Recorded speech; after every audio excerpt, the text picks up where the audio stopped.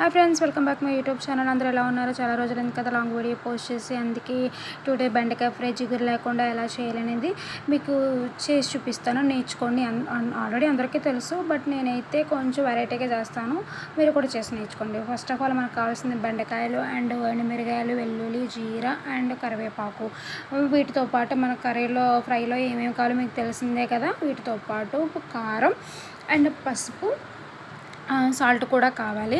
ఇవన్నీ 3 ఇంగ్రీడియంట్స్తో పాటు బెండకాయలు అవన్నీ మామూలు ఫ్రై చేసేవాలి. ఫస్ట్ ఆల్రెడీ తెలిసిందే కదా. ఇవన్నీ ఇంగ్రీడియంట్స్ వేసి ఫ్రై చేసిన తర్వాత బెండకాయలు వేసి ఇలా దగ్గరకు అయ్యేంత వరకు, ఇలా డ్రై అయ్యేంత వరకు చేయాలి. మూత పెట్టకండి ఎప్పుడు కూడా. బెండకాయ ఫ్రై చేసేటప్పుడు ఎప్పుడు మూత పెడితే జిగురు వచ్చేస్తుంది. మూత పెట్టుకుంటే ఇలా దగ్గరకు అయ్యేంత వరకు చేయండి. చేస్తే అప్పుడు జిగురు గట్ట రాదు. నెక్స్ట్ ఏంటంటే మనకు కావాల్సిన కారం 1 టీ స్పూన్ సరిపోతుంది. మాకైతే ఫ్రై కాబట్టి 1 టీ స్పూన్ వేసిన తర్వాత వెంటనే పసుపు 1/2 టీ స్పూన్స్ సరిపోతుంది. మీ కూరకు తగ్గట్టు సాల్ట్, మీ టేస్ట్కి తగ్గట్టు ఎంత కావాలో అంత వేసుకోండి సాల్ట్. నేనైతే ఉప్పు వేయట్లేదు. ఉప్పు ఎప్పుడు ఫ్రైలో వేయకూడదు, సాల్టే వేయాలి. మూత పెట్టకండి ఇప్పుడు కూడా. బెండకాయ ఫ్రైలో మూత పెట్టామంటే జిగురు అనేది ఖచ్చితంగా వచ్చేస్తుంది.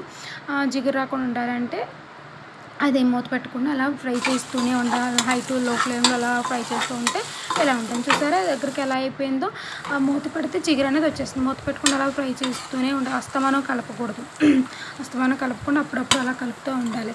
అంతే. చూసారు కదా ఫ్రెండ్స్, బెండకాయని చూడండి. చేతితో కూడా నేను తీసి చూపిస్తున్నాను, జిగురు అనేది లేదు అని మీకు చెప్పడానికి.